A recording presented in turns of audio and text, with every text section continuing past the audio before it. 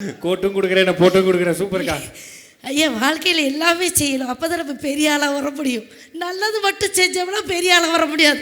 நல்லது செய்கிற மாதிரி மறைஞ்சு சில கெட்டதுகளை செய்யணும். அதில் தீபாக்கா வந்து கொஞ்சம் சாமர்த்தியசாலியா. சரி, ஒரு இன்டர்வியூவில் நான் பார்த்தேன். அதாவது எனக்கு தெரிஞ்சு இப்படி ஒரு பதிலை வந்து நான் யாருமே சொல்லி கேட்டதில்ல.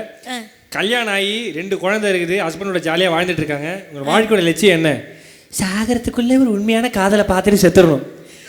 இது யாராவது சொல்லுவாங்களா? ஐயா ஐயா, இதுக்கு நீங்கள் சிரிக்கிறது சரிதான். ஐயா, நான் காதலிக்க கூடாதுன்னு இருக்கா ஐயா.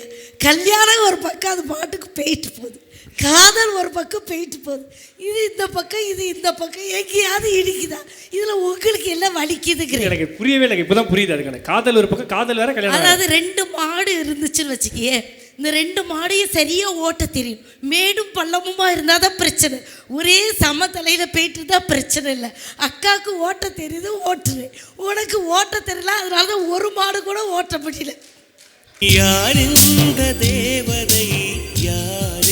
அப்ப மாமாவை மாடுன்னு தெரியாக்கா? மாமாவை நான் மாடுன்னு சொல்லலை. அவர் தான் மாடு வர இல்லை, நீ தான் மாமாவை மாடுன்னு. நீ தானக்கா சொன்ன